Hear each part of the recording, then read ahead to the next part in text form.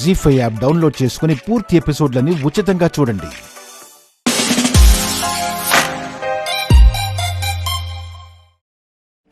ఎవరైనా భీమ్ కంటే ముందుకు వెళ్లిపోతుంటే అది ఇక్కడున్న వాళ్ళు ఎవరూ భరించలేరు. అలాగే నా భర్త శత్రువులు కూడా ఒకలాంటి వాళ్లే.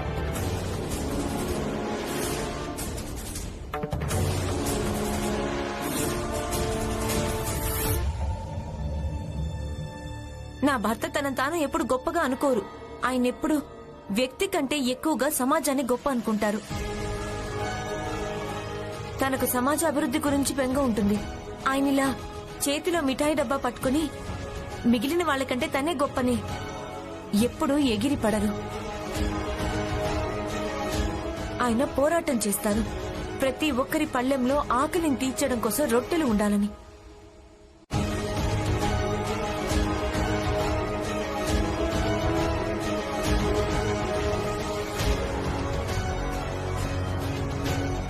ఇక మీరు ఇక ఇంకేమొద్దు, లోపలికి పద.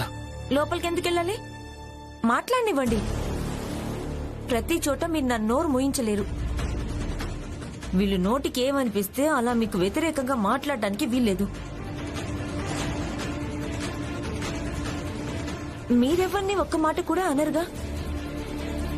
ఇలా మౌనంగా నేనుండలేను. నేను మాట్లాడతాను.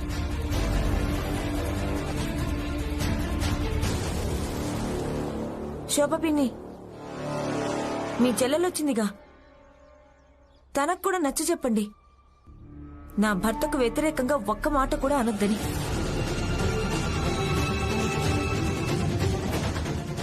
ఈ రోజు నేను హద్దులో ఉండి తననేమీ అనలేకపోయాను. కానీ ప్రతిసారి అలా జరగదు. రమ్మక్క,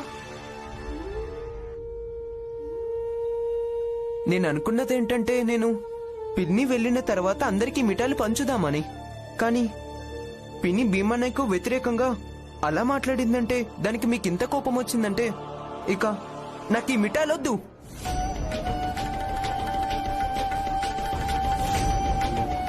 దీపక్, ఎందుకు ఇలా చేశావు?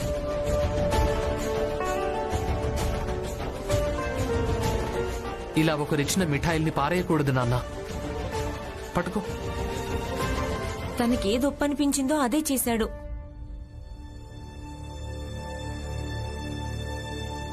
ఇక నాకు తెలిసి దాన్ని కూడా గౌరవించడం మంచిది.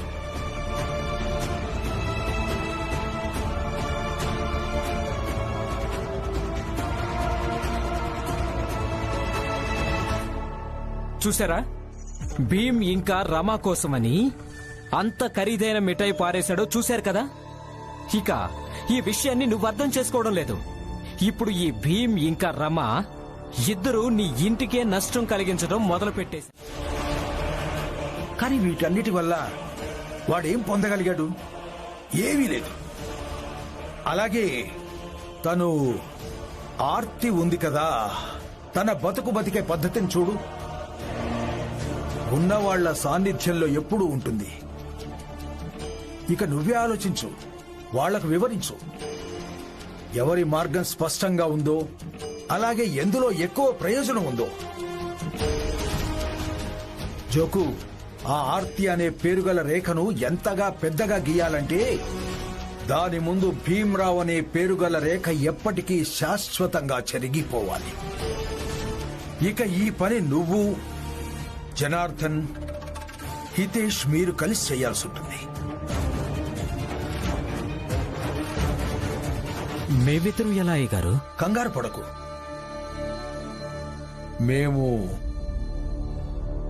మేమున్నాం కదా సహాయం చెయ్యడానికి. ఎల్లప్పుడూ. ఏమైంది? ఇప్పుడైనా అర్థమైంది కదా?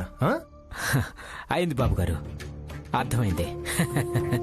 ఇప్పుడు ఏం చేయాలంటే ఆ భీమ్రావ్ తనని తాను నాయకుడని, మహానాయకుడని రుజువు చేయడంలో పడిపోయాడు. తన ముందు ఆర్తిని నాయకి, అలాగే మహానాయకి అని రుజువు చేయాలి. శభాష్. సరే అయ్యగారు, ఇక నేను వెళ్తాను.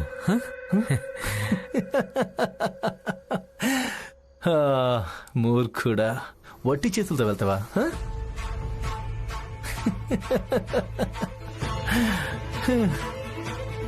ఇదిగో ఇది జనార్దన్ది. ఇది హితేష్ది. ఇక వెళ్ళు. అన్నట్టు వెళ్తూ వెళ్తూ ఇది ఆలోచిస్తూ వెళ్ళు. ఆర్తి స్థాయి ఎంత ఎత్తుకు ఎదిగితే మీ అందరికీ డబ్బులు అంతగా పెరుగుతాయి. సరేనా? అలాగే బాబు గారు. వస్తానయ్య గారు. వస్తాను బాబు గారు. పనికి రాని చవట.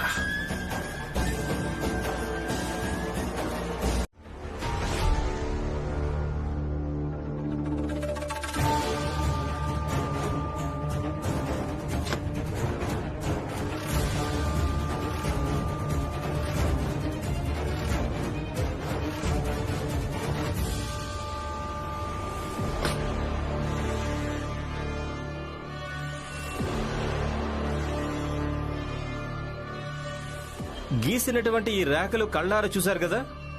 ఇప్పుడు ఈ పలకలు కూడా చూడండి, జాగ్రత్తగా చూడండి, చదవండి. చదువు వచ్చిన వాళ్ళు తర్వాత అర్థం చేసుకోండి. రాత్రంతా ఆలోచించాను, బాగా ఆలోచించాను. మన గురించి, ఆర్తి గురించి, ఆ తర్వాత భీమరావు గురించి. తర్వాత నాకు అర్థమైంది ఏంటంటే ఈ గీసినటువంటి 2 రేఖల్లోనే ఒక మార్గం మనది అవుతుందని. అవును, ఇక ఇవే 2 మార్గాల్లో నుంచి ఒక మార్గాన్ని మనందరం ఎంచుకోవాల్సి ఉంటుంది. ఒక మార్గం భీమరావుది, ఇక రెండవ మార్గం ఆర్తిది.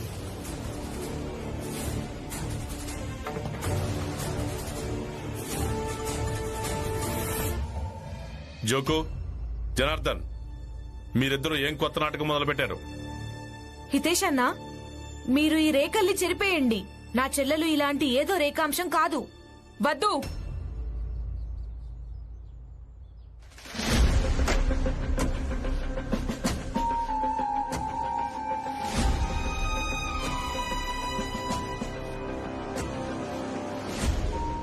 రేఖలను చెరిపేయడానికి వీల్లేదు.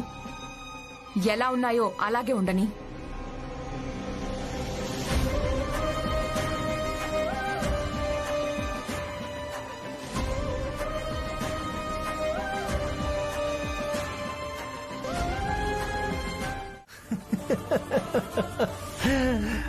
భీమరావ్,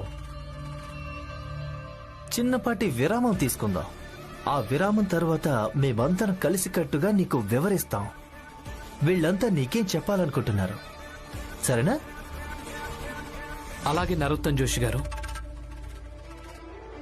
ఈ రోజు నాకు చాలా సంతోషంగా ఉంది. మీరు మా జాతికి చెందిన వాళ్ల కోసం కలిసి కట్టుగా అనే పదాన్ని ప్రయోగించారు. చాలా ఆనందంగా ఉంది. చిన్నపాటి విరామం తీసుకుందాం. ఆ విరామం తర్వాత మేమందరం కలిసికట్టుగా నీకు వివరిస్తాం. వీళ్ళంతా నీకేం చెప్పాలనుకున్నారు.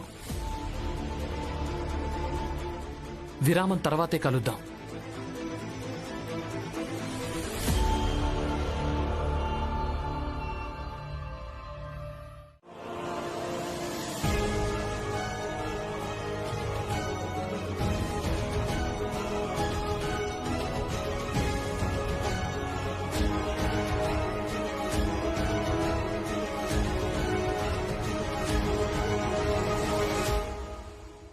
ధన్యవాదాలు నరోత్తమ్ జోషి గారు.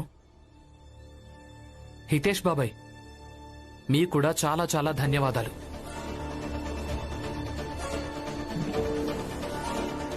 మీ ఇద్దరూ ఇక్కడ ఈ రేఖల్ని గీసి మా అందరికీ చాలా తేలికగా వివరించారు. మా జాతిలోని ప్రతి వ్యక్తి ఈ 2 మార్గాల్లోంచి ఏదో ఒక మార్గాన్ని ఎంచుకోవాల్సి ఉంటుందని. నరోత్తమ్ గారు, ఆ రేఖ పెత్తనపు భావాలతో నిండిపోయింది.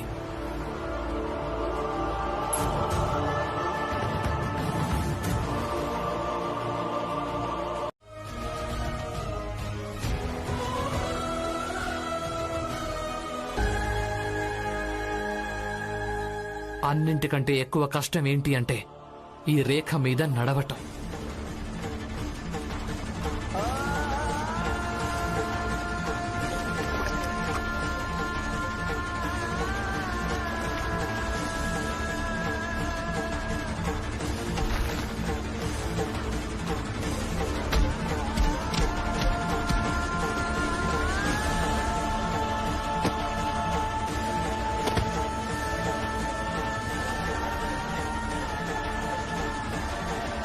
ఇక గుర్తింపు అనేది ఇదే రేఖ మీద నడవటం వల్ల లభిస్తుంది.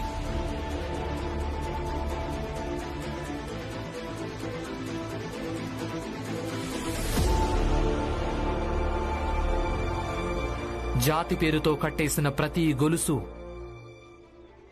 ఈ రేఖ మీద నడవటం వల్లనే తెగిపోతుంది.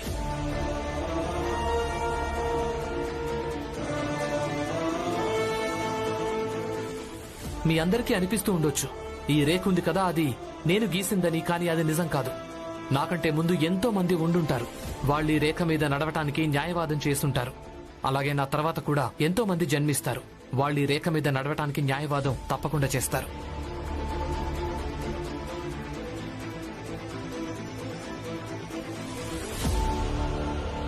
జ్యోతిబా పులే,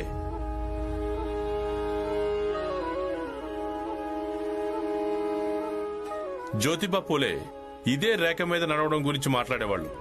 ఏ ధర్మమైనా ఎలాంటి వ్యక్తినైనా చదువుకోవడానికి అలాగే జ్ఞానాన్ని పొందడానికి తనను వంచలేదు.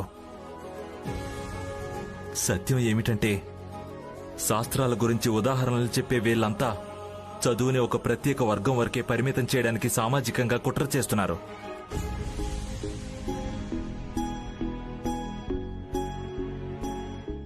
అంబేద్కర్ గురువుగారైనా కేలుష్కర్ గురువుగారైనా ఇద్దరు భీమ్కి ఇదే నేర్పించారు. నా ఈ శిష్యుడు భీమ్రావు ఉన్నాడు కదా, ఏదో ఒకరోజు తను మీ నమ్మకాలన్నిటినీ భస్మం చేసేస్తాడు. నువ్వు నీ పోరాటాన్ని ఇలాగే కొనసాగించు. చూస్తుండు, ఒకరోజు నువ్వు ఖచ్చితంగా సఫలమవుతావు.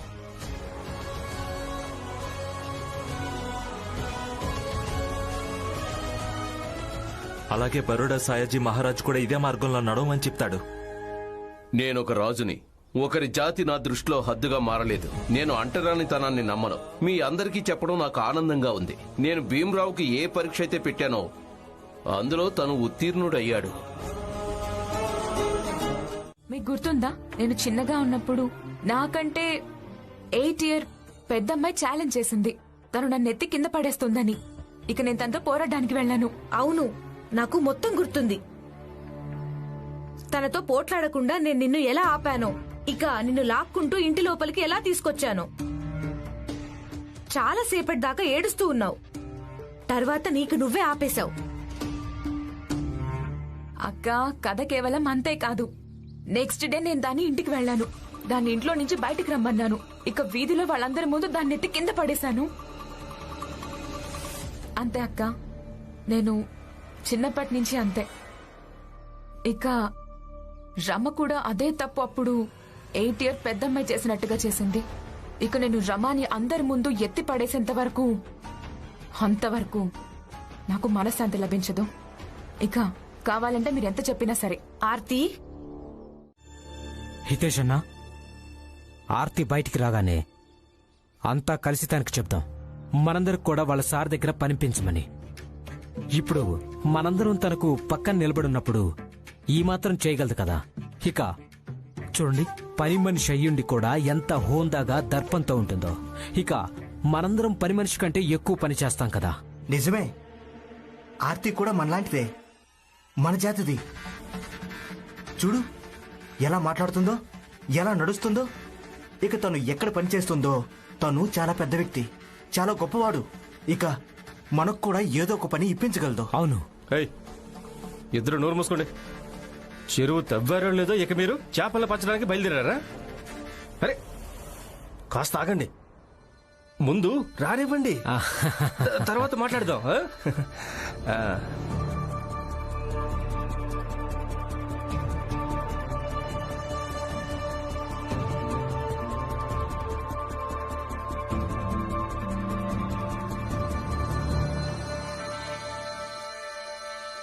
What happen?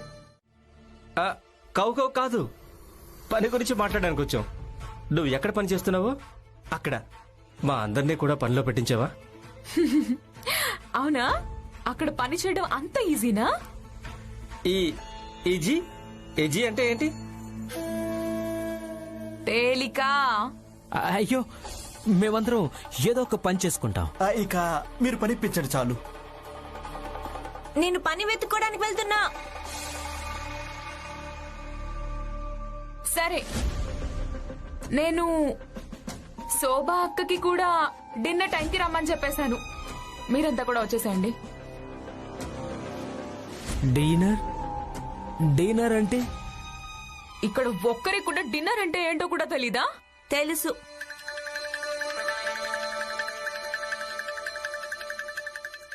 మధ్యాహ్న భోజనాన్ని లంచ్ అంటారు, రాత్రి భోజనాన్ని డిన్నర్ అంటారు.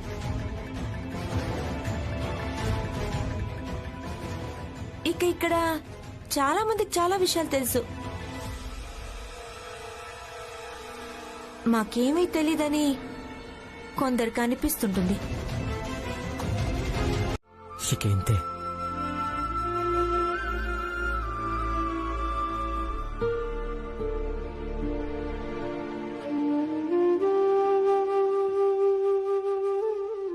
బాలా అన్నయ్య, వదిన స్పృహలోకి వచ్చినప్పుడు అందరికంటే ముందు తను మీతోనే పోట్లాడుతుంది.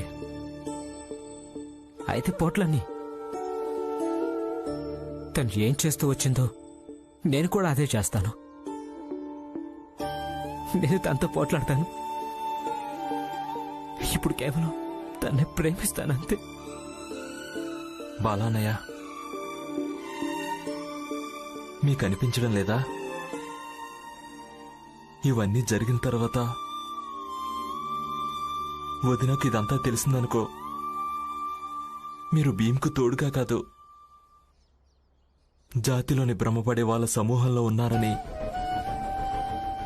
అప్పుడు తను ఈ విషయంలో మీతో పోట్లాడదా? తన ఈ విషయంలో మిమ్మల్ని కోపడదా?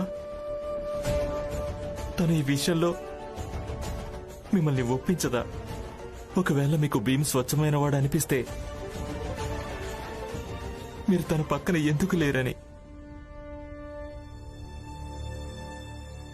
నువ్వన్నది నిజమే ఆనంద్. కరుణ ఖచ్చితంగా ఇలాగే అడుగుతుంది. తర్వాత నేను తనకు చెప్తాను. ఏం చెప్తానంటే తన భర్తలో భీమ్ చూపించిన మార్గంలో నడిచే ధైర్యం లేదని.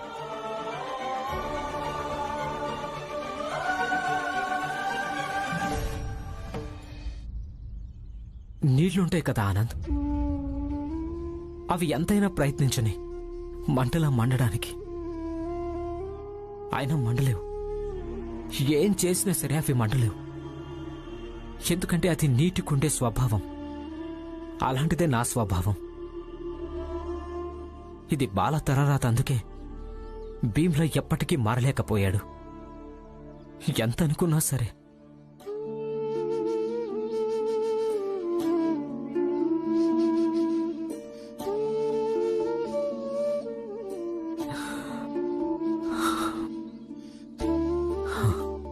నువ్వేం బాధపడకో. నువ్వు నాకొక పని చేసి పెట్టు. మీ వదిని జాగ్రత్తగా చూసుకో. నేను పని వెతుక్కోవడానికి వెళ్ళాలి. డబ్బులు లేవు. బాలా,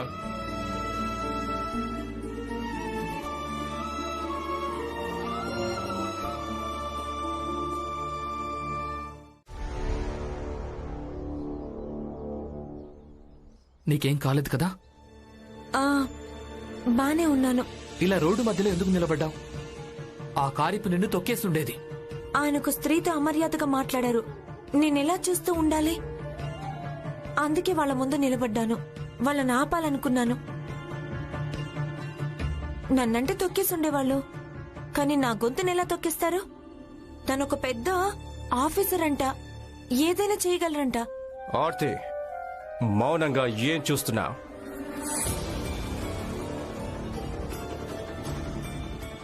ఇంతకీ పెద్ద ఆఫీసర్ ఎవరు? ఆర్తి గారు ఆయన దగ్గర పనిచేస్తున్నారు.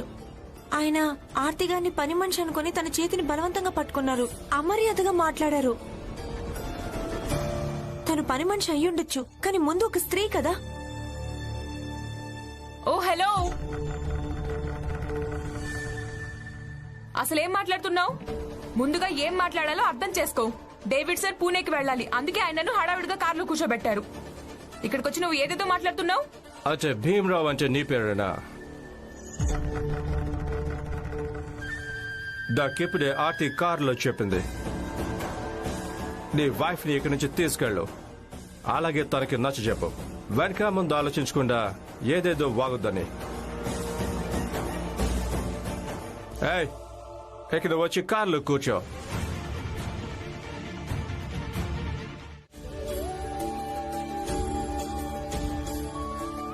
పదండి, నాకిప్పుడు మీ మీద పూర్తి నమ్మకం ఉంది.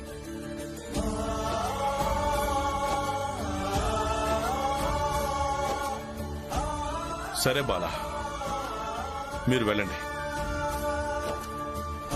కోడల్ని జాగ్రత్తగా చూసుకో. మావయ్య, భీమ్, మీ అందరికీ చాలా చాలా ధన్యవాదాలు. మీరందరూ చాలా సహకరించారు, అలాగే మా బంధానికి ఒక కొత్త రూపాన్నిచ్చారు.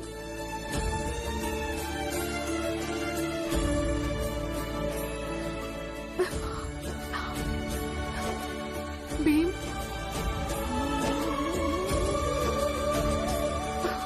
రమా, ధన్యవాదాలు.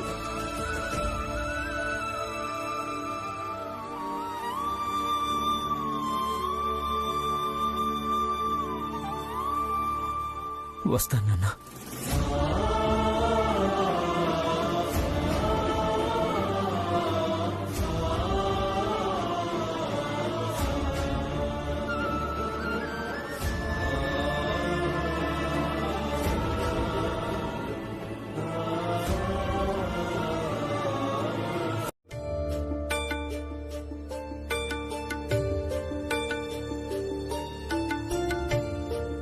అక్క, మీరు విషయం చెప్పండి. మీరు ఎక్కడ పనిచేస్తున్నారో అక్కడ యజమాని బలవంతంగా మీ చేయి పట్టుకుంటే మీరేం చేస్తారు? చేయి విడిపించుకుంటాను, అయినా వదిలిపెట్టకుంటే వెనక్కి తోసేస్తాను. కానీ ఆర్తి గారు అలా ఏం చెయ్యలేదు కదా? ఏంటి అంటే చెప్తానక్క, మీరు ఇలా బలవంతంగా తన చేయి పట్టుకొని తీసుకెళ్ళకండి. రమా, నువ్వు వెళ్ళి నీ పని చూసుకో. ముందుగా ఏం మాట్లాడాలో అర్థం చేసుకో. డేవిడ్ సార్ పూణేకి వెళ్ళాలి, అందుకే ఆయనను హడావిడిగా కార్లో కూర్చోబెట్టారు. ఇక్కడికి వచ్చి ఏదేదో మాట్లాడుతున్నావు నువ్వు. దీని గురించి ఒకసారి శోభా పిన్నితో మాట్లాడావా?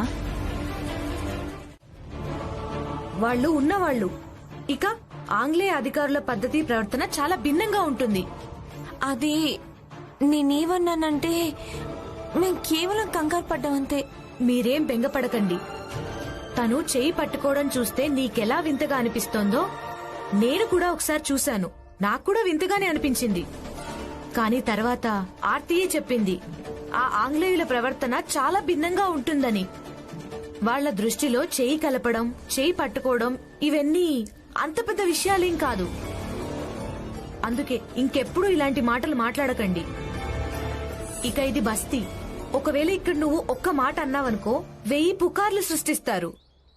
నిజానికి వాస్తవం ఇంతే. ఆర్తి అక్కడ పని చేస్తోంది. దాని యజమాని చాలా మంచివాడు, చాలా ప్రేమపూర్వకంగా ప్రవర్తిస్తుంటాడు.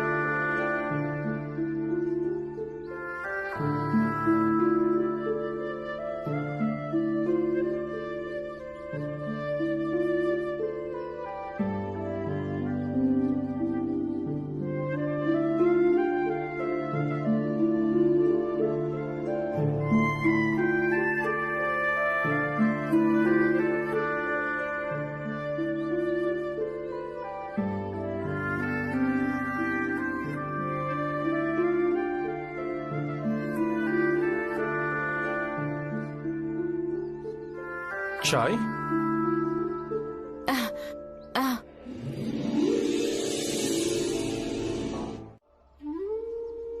మనం బిడ్డను దత్తత తీసుకునే విషయం గురించి మాట్లాడితే మంచిదనిపిస్తోంది.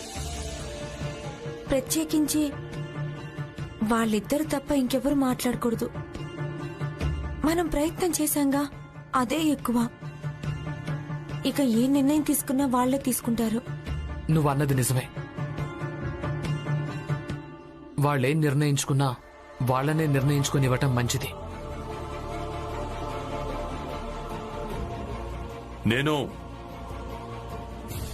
నేను పిల్లల ముందు విషం తాగి చనిపోతాను అన్న మాట అనకుండా ఉండాల్సింది. కానీ నా దగ్గర మరో మార్గం ఏమీ లేదు. జిజాబాయి ఎక్కడ వింటుందని. కేవలం వినిపించడం కోసమే పెళ్లి చేసుకున్నారా నన్ను?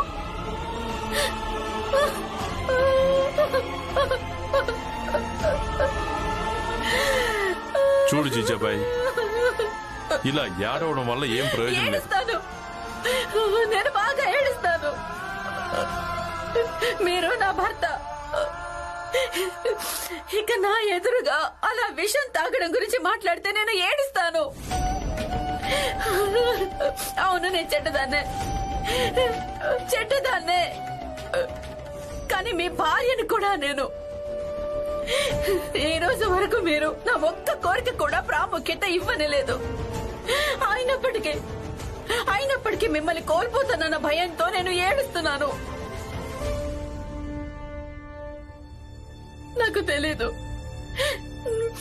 నాకు తెలీదు మీరు నన్ను భార్యగా ఎంతగా అనుకుంటున్నారో ఏమో. కానీ నేను మిమ్మల్ని భర్తగా పూర్తిగా అంగీకరించాను. ఇక అందుకనే మీరెప్పుడెప్పుడు అలాంటి మాటలు మాట్లాడినా అప్పుడప్పుడు నేను ఏడుస్తాను, బాగా ఏడుస్తాను.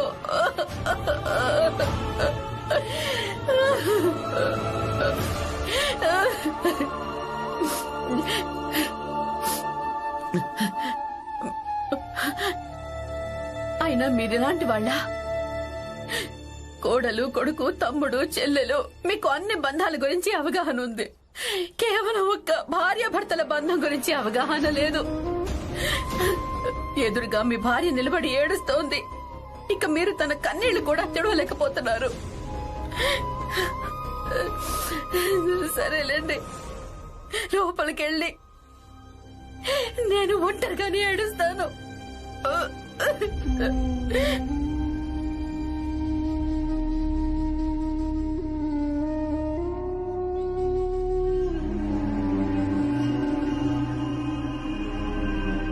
చూడు జీజాబాయి,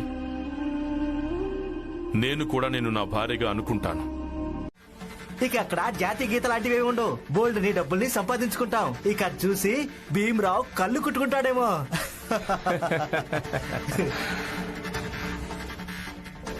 పాపం భీమ్ కదా.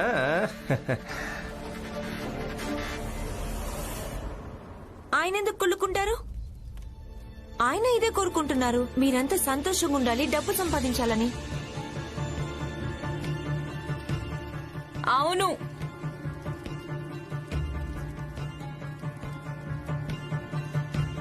చాయ్ తాగి మాట్లాడకుండా రోజు ఏం చేస్తారో ఆ పనులు చేసుకోండి. నేనే మీ అందరినీ దత్తత తీసుకోలేదు. అయ్యో హితేష్ బాబాయ్, మీకు చాలా పెద్ద వింతే జరిగింది. మీరు ఎవరిని చూసి ఎగిరిపడుతున్నారో ఆవిడే మీకు కుదరదని చెప్పింది. అలా ఎలా కుదరదంటున్నావు? ఏ శోభా, శోభా! ఆర్తి, నువ్వేం చేసావు? శోభా, మనం మాట్లాడుకున్నాం కదా, ఆర్తికి నువ్వైనా చెప్పు. ఇలా చూడు ఆర్తి, భీము నీకు ఎంత సహాయం చేశాం. ఎందుకంటే నువ్వు భీమరావు కంటే గొప్పదాను కావాలని. ఒకవేళ నువ్వు మా అందరికీ ఉద్యోగాలు ఇప్పించావంటే దాంతో నీకు నువ్వే గొప్పదానివైపోతావు. ఆలోచించు. ఆర్తి ఎంత బాగుందో కదా, మనందరం కలిసి ఒకేసారి ఒకే చోట పనిచేస్తుంటే. నేనేం మీ అందరినీ దత్తత తీసుకోలేదు. మీరంతా మీ సంగతి చూసుకోండి, ఇంకా నేను నా సంగతి చూసుకుంటాను. అలాగే మా అక్క సంగతి. అక్క పదండి, డేవిడ్ సార్ లంచ్ టైంలో కలవడానికి వెళ్ళాలి. లేదు, మేమందరం వస్తాం. సాబ్ ఉద్యోగాలు ఇచ్చినా లేదా ఇవ్వకపోయినా అది వేరే విషయం, కానీ మేమందరం వస్తాం. అలాగే మేమంతా ఉద్యోగాలు అడుగుతాం. అక్క, నాకు అందరితో సంబంధం లేదు, కేవలం మీతోనే సంబంధం. సంబంధం ఎందుకు లేదు? ఒకవేళ సంబంధం లేకుంటే మిగతా వాళ్లతో ఎందుకు పెట్టుకున్నావు? భీమ్తో, రమాతో, రామ్జీ అన్నతో సంబంధం లేకుంటే రమా మీదకు సాబ్ కార్ పోనిస్తూ ఉంటే దాన్ని నువ్వెందుకు వ్యతిరేకించలేదు? సంబంధం లేకుంటే 2 పెద్ద గీతలు గీసి అంత నాటకం ఎందుకు ఆడావు? అలాగే నువ్వు ఒక రేఖ మీద నిలబడి మౌనంగా ఉన్నావు, ఒక్క మాట కూడా అనలేదు. అన్ని చోట్ల సంబంధం ఉన్నప్పుడు ఇక్కడ కూడా సంబంధం ఉండి తీరాలి. సంబంధం ఎందుకు ఉండాలి? ఆ మధ్య వీళ్ళందరూ అగ్రిమెంట్ కూలీలుగా మారి వెళ్తుంటే భీమ్, రమ కలిసి వీళ్లను ఆపారంటగా. ఇక ఇప్పుడు నేను వాళ్ళని నా వెంట తీసుకెళ్తుంటే మళ్ళీ ఆపుతారు, అదొక నాటకం. మేమేమీ మిమ్మల్ని ఆపం.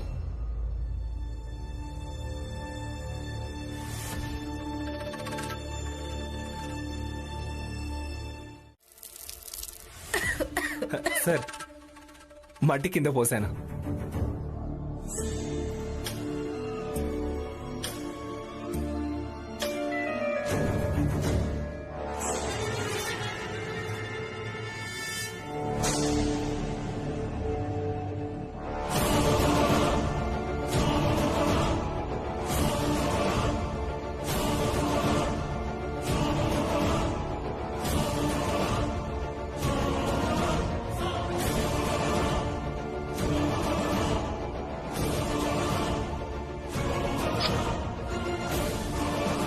ఇక మీరందరూ ఒక్కొక్క యాపిల్ ముక్క తీసుకొని కాళ్ళు మూసుకొని వాటిని తినండి.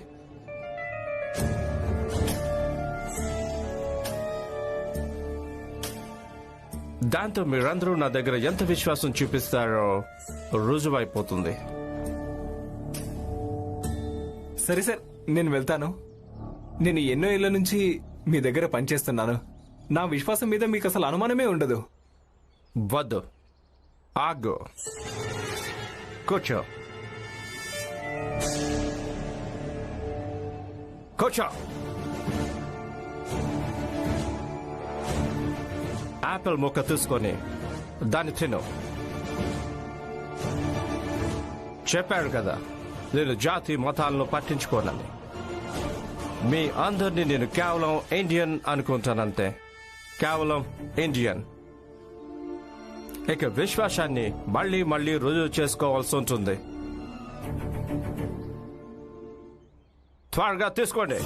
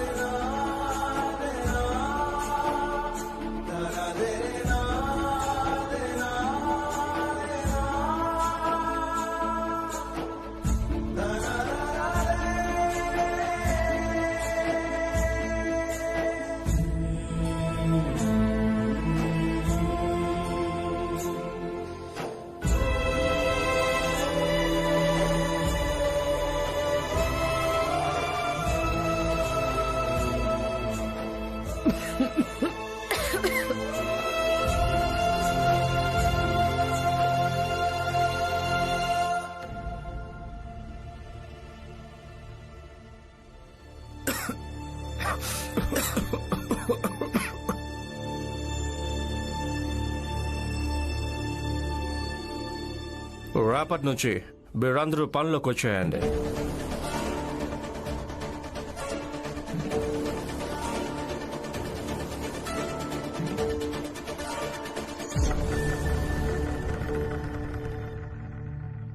మీరంతా ఎక్కడికి వెళ్ళినా కూడా ఇతరులకు కూడా సమస్యని తీసుకొని వస్తారు. మీకున్న స్తోమతే అంత, మట్టిలోంచి గడ్డి ఏరుకొని తినడం. మీ అందరి కారణంగా నేను కూడా తినాల్సి వచ్చింది.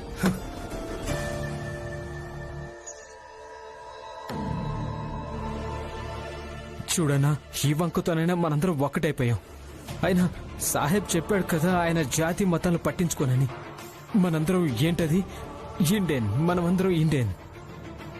మనందరం ఒక్కటి కాదు. మీరంతా చిన్న జాతి వాళ్ళు, ఇక నేను పెద్ద జాతి వాణ్ణి. ఇదే వాస్తవం. అర్థమైందా? జీ5 యాప్ డౌన్లోడ్ చేసి అన్ని ఎపిసోడ్స్ పూర్తి ఉచితంగా చూడండి.